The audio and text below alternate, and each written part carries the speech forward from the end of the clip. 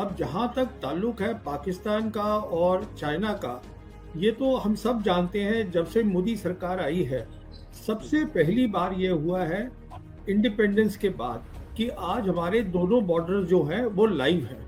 दोनों के दोनों बॉर्डर, ऐसे पहले कभी नहीं हुआ। फिर हमने ऑपरेशन सिंदूर में, जैसे आपने बताया, और इस बात को मैं पहले भी बहुत देर से दोहरा रहा हूँ, और मैं ये भी बता रहा हूँ कि देखिए, जब हमने 370 हटाया था तब से चीन और पाकिस्तान ने ट्रेनिंग बहुत ज़्यादा शुरू कर दी थी। मैं तब से बोल रहा हूँ कि आप पाकिस्तान से लड़ाई नहीं कर रहे हैं, आप वन फ्रंट रीइंफोर्स्ड वॉर लड़ेंगे। इसका मतलब चीन उसकी पूरी मदद करेगा बिना हाथ दिखाए हुए। वही हमने ऑपरेशन सिंदूर में देखा 4 दिन में। स्पेस की कैपेबिलिटीज और भी बहुत कैपेबिलिटीज है जिसमें उन्होंने पूरा उनका साथ दिया। अब ये कहना कि 80% जो है वो हथियार आता है उनके पास, ये बेबुनियाद बात है।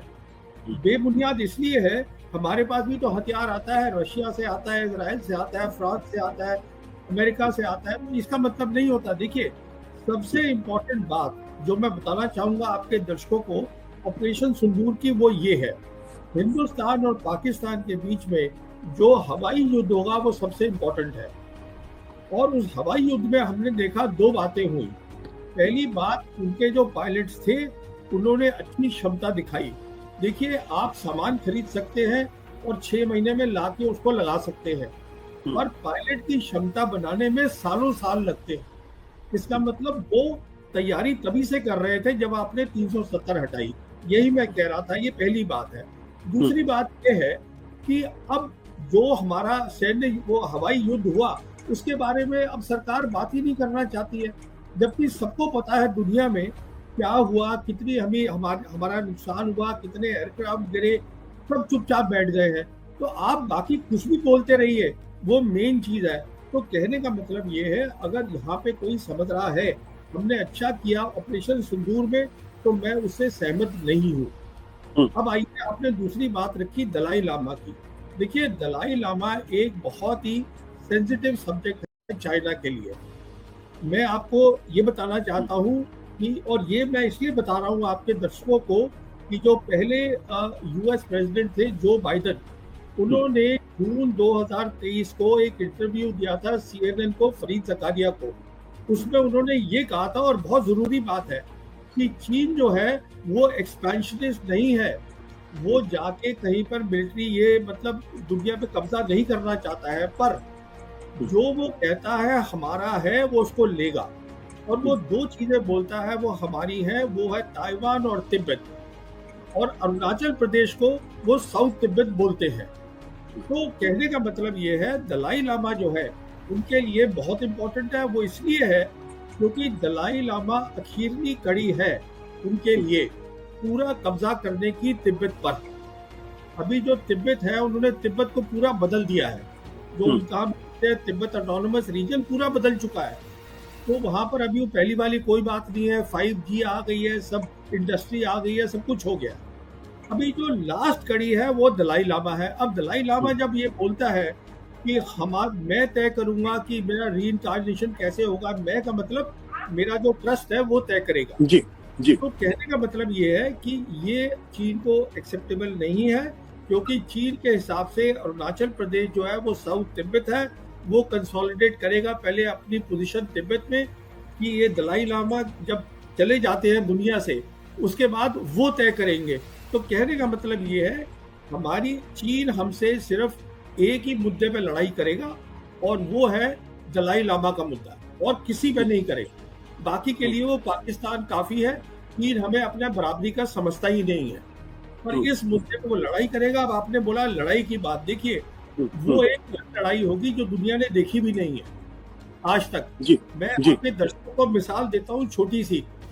देखिए, क्या हुआ था कि जब एक युद्ध हुआ था 1991 का, जो इराक वॉर हुई थी, जिसको हम ऑपरेशन डेजर्ट स्टॉर्म बोलते हैं, उसमें अमेरिकन फोर्सेस ने 44 डेज की एयर कैंपेन करी।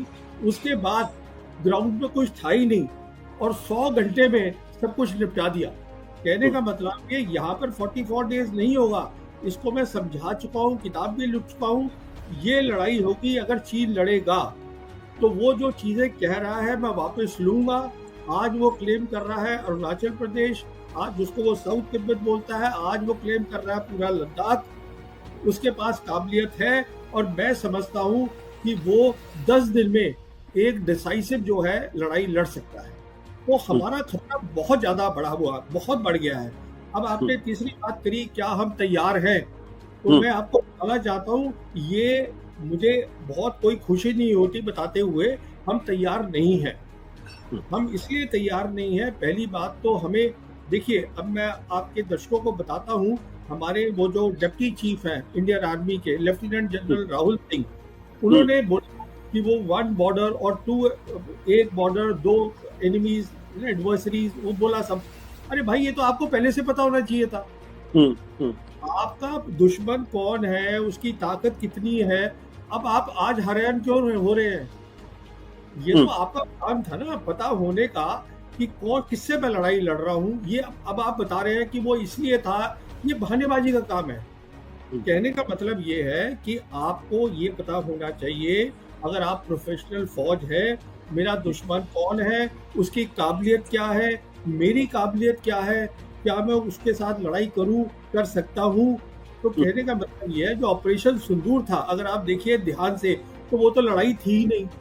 क्योंकि अगर आप अपनी सेना को ये बोल रहे हैं, एयरफोर्स को, कि साहब आप नॉन मिलिट्री टारगेट पे हिट करेंगे, नॉन मिलिट्री टारगेट, जो आपकी मिलिट्री की सबसे बड़ी ताकत है एयरफोर्स, उसको आप बोल रहे हैं नॉन मिलिट्री टारगेट लगाइए। उधर से हमारे एक है वो नेवी के एडवाइजर इंडोनेशिया में, वो जो कैप्टन है एक शिव कुमार, उनका फिर बयान आया कि साहब वो जो एयरफोर्स है, उनको बताया गया था, हमारा इसलिए नुकसान हुआ कि आप एयर डिफेंस पे भी नहीं मारेंगे, आप मिलिट्री इंस्टॉलेशन पे नहीं मारेंगे, सिर्फ नॉन मिलिट्री पे करेंगे। किसी भी एयरफोर्स के अफसर को पता है, जब आप हवाई की लड़ाई करते हैं, सबसे पहले एयर डिफेंस सिस्टम जो होता है दुश्मन का, उसको अटैक करते हैं, क्योंकि उससे सबसे बड़ा खतरा होता है। अगर ये आप हिदायत दे रहे हैं, तो आप लड़ाई कर ही कहाँ रहे हैं? तो ना तो आपके पास लड़ाई आप करना चाहते हैं आप, अच्छा उसके बाद आप फौरन बोल रहे हैं कि हम एस्केलेशन नहीं चाहते। अरे बाबा, अगर आप दूसरे मुल्क में घुस के उनके अंदर मिसाइल फेंकेंगे, तो वो क्या रिटेलिएट नहीं करेंगे? सोचने की बात है। तो आप कुछ करना भी चाहते हैं, नॉन मिलिट्री में करेंगे, एस्केलेशन नहीं करेंगे। आपको पता नहीं है आपका दुश्मन कौन है, चीन है, पाकिस्तान है, क्या है, उसकी काबिलियत क्या है, आपकी काबिलियत क्या है, तो आप मुझे बता दीजिए कैसे करेंगे आप। आपने एक और सवाल उठाया, जो फॉक्सकॉन की बात करी, और आपने ये रेयर अर्थ की बात करी।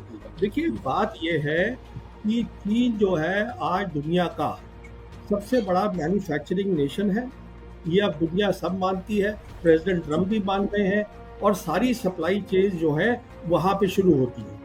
अब हमने तय कर लिया है, अब चीन के समझ में आना शुरू हो गया है कि हम नॉर्मल रिलेशन नहीं करना चाहते चीन के साथ। मैं तो यहाँ तक कहूँगा, एक कारण कि Xi Jinping, president Xi Jinping अभी ब्रिक्स में नहीं गए ब्राजील की, वो ये भी हो सकता है कि मोदी को मिलने की जरूरत नहीं है। ये भी मेरे हिसाब से एक कारण है। बट प्रवीण जी, भारत सरकार तो लगातार ये कह रही, देखिए ऑपरेशन सिंदूर के दौरान हमारा जो निर्भरता थी उसने काम किया, देखिए ब्रह्मोस ने काम किया। अब ये प्रश्न इस बात को लेकर ये है कि भारत सरकार अगर आत्मनिर्भरता की बात करती है, तो क्या हमारी डिफेंस में आत्मनिर्भरता उस स्थिति तक पहुंचती है जहां हम चीन का मुकाबला कर सके? आप चीन को तो बिल्कुल ही छोड़ दीजिए, चीन एक अलग क्लास पे है। आपने बात करी ब्रह्मोस की, प्लीज आप ये बात समझिएगा, ब्रह्मोस आपका सिस्टम नहीं है। ब्रह्मोस एक जॉइंट सिस्टम है, और उसकी जो इम्पोर्टेंट कंपोनेंट्स हैं आज भी रशिया से आते हैं। S-400 जो है वो रशियन सिस्टम है। जो आपका आकाश है जिसकी बारे में बात हो रही है, मैं आपको ये बताना चाहता हूँ, ये आकाश वो प्रोजेक्ट है जो 1984 में अब्दुल कलाम ने और prime minister Mrs Indira Gandhi ने as part of the missile programme उसको किया था। तो ये इसका जो फ्रेमवर्क और जो सोच है, मैं सिर्फ ये बताना चाहता हूँ, वो 50 साल से पुरानी है। आप कितनी भी इम्प्रूवमेंट कर लीजिए, कहने का मतलब ये है कि जब तक आप R&D में पैसा नहीं डालेंगे, और उसमें पैसा डालना होता है, टाइम लगना होता है, ये रातों रात आत्मनिर्भरता नहीं हो जाती। अभी जैसे आप खुद ही बोल रहे थे, एयर चीफ कह रहे हैं कि मेरी जो 42 स्क्वाड्रन की वो है सैंक्शन है, हालत बहुत खराब है, बहुत नीचे हो गया है, 2 फ्रंट मुझे संभालने हैं। वो कह रहे अब बात चल रही है कि अब हमको इंटरम में, बीच के पीरियड में, अभी आम का कहीं नहीं आ रहा है, वो जो 5th जनरेशन है हमारा, उसके इंटरम में हम F-35 ले अमेरिका से कि रशिया से हम Su-57 लें, इसकी बातचीत भी चल रही है। क्योंकि सवाल ये है, आत्मनिर्भरता एक नारा है, आप ये समझिएगा। मैं आपके किसी भी एक्सपर्ट से इसको डिस्कस करने के लिए तैयार हूँ। वो एक नारा है, जिस दिन मुझे दिख जाएगा इस पे रिसर्च हो रही है, पैसा डाला जा रहा है, एक टेक्नोलॉजी प्लान है। देखिए, आप जब भी कोई काम करते हैं आप एक प्लान बनाते हैं कि ऐसी क्या चीज है मेरे दोनों दुश्मनों के पास जो मेरी प्रायोरिटी होनी चाहिए। यहाँ पे अब जैसे ड्रोन देखा सबने, वो ड्रोन के पीछे सब भाग गए, वो आपकी प्रायोरिटी नहीं है। आपकी प्रायोरिटी है इलेक्ट्रॉनिक वॉरफेयर, आपकी प्रायोरिटी है साइबर, आपकी प्रायोरिटी है स्पेस। वो आप नहीं करेंगे क्योंकि वो दिखता नहीं है, वो वर्चुअल डोमेन्स है। आप देख रहे हैं कि साहब गन चाहिए, आप बताइए मुझे 30 टन की गन आप कौन से वहां पे लेके चले जाएंगे हाई एल्टीट्यूड में चीन के खिलाफ। मैं ये कहने का मतलब ये है, देखिए मुझे खुद अफसोस होता है, मैं चाहता हूं हमारी सेना बहुत तगड़ी हो। अभी हालत ये है, सेना की काबिलियत है नहीं ज्यादा और हमारी असेसमेंट्स गलत है। वो आपने लेफ्टिनेंट जनरल राहुल सिंह को ही सुन लिया है। और जहां तक दुश्मन है, दुश्मन आज चीन वो है एक देश जो अमेरिका को टक्कर दे रहा है। आप समझिए आपने कहां कहां दुश्मनी बनाई है। और अगर आपको तरक्की करनी है उसका एक ही रास्ता है, आपको शांति का रास्ता ढूंढना पड़ेगा और वो हो सकता है आप करना नहीं चाहते। आप मुझे ये बताइए पाकिस्तान आपका कैसे बन गया दुश्मन? अभी जब ये मोदी सरकार नहीं आई थी, पिछली सरकार तो उनसे बात कर रही थी, प्राइम मिनिस्टर वाजपेयी उनसे बात कर रहे थे। तो कहने का मतलब ये है, जब सरकार आती है तो दुश्मन बनते हैं नए। हमें देखना है, एक फॉरेन पॉलिसी ऐसी बनानी है जिसमें पीस हो, हमारी डेवलपमेंट हो। ना आपका दुश्मन चाइना है, ना पाकिस्तान है, ना आपका दोस्त अमेरिका है, ना इजराइल है। हर मुल्क अपना अपना देख रहा है, तो आपको भी अपना देखना है। अगर आप आज बात शुरू कर देंगे पाकिस्तान के साथ, वो बार बार आपसे कह रहा है कि मेरे से बात करिए आप पानी के ऊपर, ट्रेड के ऊपर और कश्मीर के ऊपर, तो आप बात तो करिए। अब आप कश्मीर पे तो बात ही नहीं करना चाहते हैं बिल्कुल। अब आप कहते हैं सब कुछ नॉर्मल हो गया है। आप प्लीज जाइएगा वहां पर कश्मीर में, पता करिए खुद क्या सब कुछ नॉर्मल हो गया है। होता तो वहां से आप फौज निकाल लेते, वो आप निकाल नहीं पाए आज तक। कहने का मतलब ये है आशुतोष जी कि दुश्मन कोई नहीं होता कि चीन उसकी मदद कर रहा है, इसकी कर रहा है। वो तो शी जिनपिंग आए थे यहाँ पर अक्टूबर 2019 में, प्राइम मिनिस्टर मोदी को मिले थे महाबलीपुरम चेन्नई में। तब उन्होंने कहा था हमें ट्रायंगुलर पीस करनी चाहिए जिसमें चीन भी हो, पाकिस्तान भी हो और हिंदुस्तान भी हो, जिससे कि इस पूरे एरिया का डेवलपमेंट हो। वो आप करना नहीं चाहते हैं क्योंकि आप ये दिखाना चाहते हैं आप बहुत ताकतवर हैं। अब सवाल ये, अच्छी बात है ताकतवर बनना, पर पहले बन तो लीजिए। दिक्कत ये है, वो ये कह रहे हैं कि आप हमसे कश्मीर में बात करिए। आप भी जानते हैं 2007 और 2008 में जब मुशर्रफ थे वहां पर रूलर और यहाँ पे थे हमारे मनमोहन सिंह जी, उस समय पूरा उनका प्लान बन चुका था पीस का, वो 4 पॉइंट फॉर्मूला है उसका। और उन दिनों कोई आतंकवादी नहीं हो रहे थे हमले। जब ये काम चल रहा था कुछ भी नहीं हो रहा था उन सालों में। तो अब सवाल ये है, वो कश्मीर में बात करना चाहते हैं, आप करना नहीं चाहते। वो ये प्रॉक्सी वॉर चलाते हैं। आप में सैन्य क्षमता नहीं है उनको डराने की। अगर आप में आज वो ताकत होती है, देखिए ये 2-3 अलग अलग इशू है, इनको मिक्स करने की जरूरत नहीं है। प्रॉक्सी वॉर जो है वो एक मिलिट्री इशू है, उसके लिए आपको सैन्य ताकत बनानी है। और वो इसलिए कर रहे हैं क्योंकि वो कहते हैं कश्मीर पे बात करो। जब आप कर रहे थे उनसे कश्मीर पे बात 2006 और 8 के बीच में, कोई आतंकवादी हमले नहीं हुए, आप चेक कर लीजिए। अब सवाल ये है, अगर आप ये कह रहे हैं कि अब कश्मीर का मुद्दा ही हल हो गया, हमें सिर्फ पीओके लेना है और हमें कुछ नहीं करना है, तो सवाल ये है फिर आप ताकत बनाइए अपनी मिलिट्री ताकत। अगर आपकी बन जाएगी वो बंद कर देगा। तो ये जो है ये 3 स्टेप में काम होना है। पहला स्टेप ये है, हमें पीस चाहिए रीजन में। तो जैसे वो बताया गया था, हमें पीस चाहिए चीन के साथ, पीस चाहिए पाकिस्तान के साथ, और दोनों मुल्क तैयार हैं। चीन हमारे साथ नॉर्मल रिलेशंस करना चाहता है, हम नहीं करना चाहते। अगर आप पहले तो शांति कर लीजिए। अगर आप शांति कर लेंगे तब क्या है, तब टाइम होता है अपनी रिसर्च को सॉर्ट आउट करने में। उसके लिए फिर आप पूरी एक टेक्नोलॉजी पॉलिसी बनाइए। वो दूसरा स्टेप है कि साहब हमें क्या चीज़ चाहिए, कौन सी चीज़ हम बाहर से लाएंगे, कौन सी चीज़ के लिए हमको रशिया से जॉइंट वेंचर करना चाहिए, किसमें हम R&D डालेंगे, वो दूसरा स्टेप है। उसके बाद फिर वो टाइम आएगा जब आप कहेंगे कि मैं, और आपको लड़ाई फिर लड़ने की जरूरत ही नहीं पड़ेगी शायद। अगर आप इतनी कोऑपरेशन कर रहे हैं और खुशहाली हो रही है, साउथ एशिया में तरक्की हो रही है, फिर आप किस बात की लड़ाई करेंगे? फिर भी आपको सैन्य शक्ति बनानी है क्योंकि डिफरेंस होना चाहिए। पर हम अब जो मैं आपको प्लान बता रहा हूँ वो अगले 10 से 15 साल का प्लान है। उस समय क्या हालत होगी किसको क्या पता है। पर आप तैयारी तो करिए, अपना टेक्नोलॉजी मैप बनाइए, आप पीस करिए रीजन के अंदर। उसके बाद देखिए स्टैंड हमारा क्या है कश्मीर पे। कश्मीर पे 4 पॉइंट फॉर्मूला था मुशर्रफ का, हमने उस पर बातचीत करी, बैक चैनल बातचीत हो रही थी पाकिस्तान के साथ। तो कश्मीर का वो मुद्दा है जिसमें आपको बात करनी है। और आज कश्मीर जो है उसमें चीन भी फिजिकली बैठा हुआ है, चीन फिजिकली बैठा है। लद्दाख में, आपके ईस्ट लद्दाख में बैठा है, पाकिस्तान के पास है, आपके पास है।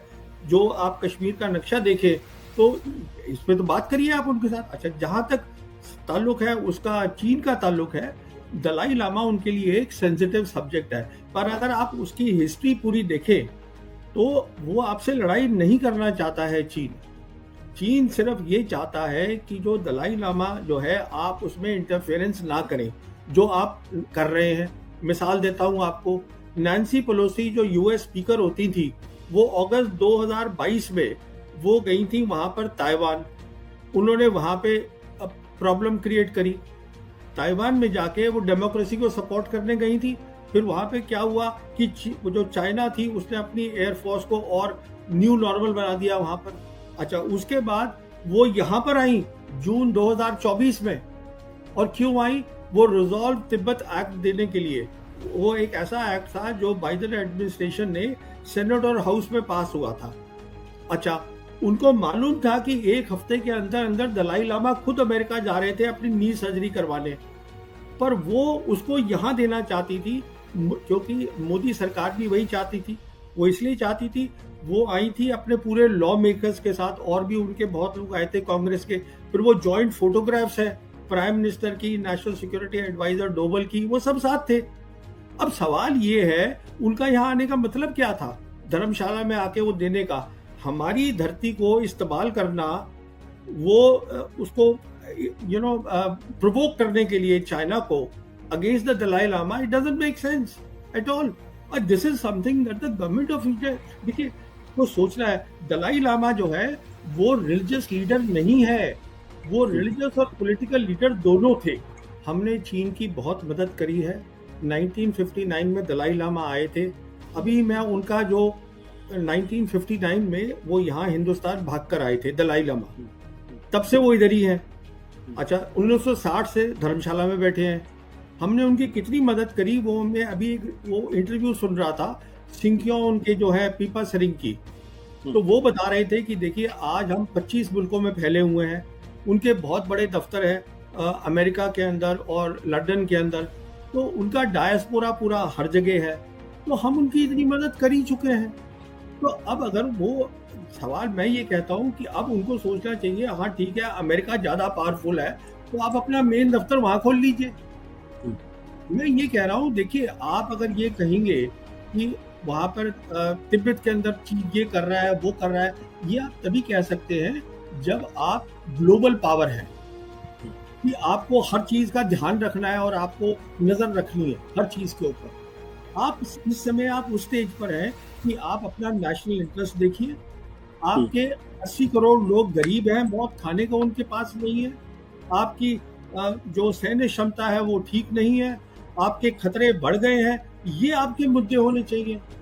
ये कहाँ से मुद्दा है कि वो चीन वहां तिब्बत में कर रहा है, ये तो मुझे समझ में नहीं आया। हम उनकी बहुत मदद कर चुके हैं, अब वो भी अपना खुद मदद करे, अपना देखे कहाँ उनको दफ्तर बनाए, जाके लंदन में जहाँ जो उनका मेन दफ्तर है वहां बना ले। ये कह रहा हूं मैं आपसे। मैं ये कहना चाहता हूं, आज आप प्रेसिडेंट ट्रंप को देख लीजिए, हमारे स्ट्रेटेजिक रिलेशंस है उनके साथ। हमने एक बहुत बड़ा जॉइंट स्टेटमेंट इशू करी जब प्राइम मिनिस्टर गए थे फरवरी इसी 2025 में। अभी वो रोज हमें धमकाते रहते हैं कि मैं 10% लगा दूंगा तो ब्रिक्स के मेंबर हो, अब मैं इतना लगा दूंगा। हम उनके साथ 500 बिलियन डॉलर का ट्रेड करना चाहते हैं 2030 तक। तो वो प्रैक्टिकल नहीं है क्या?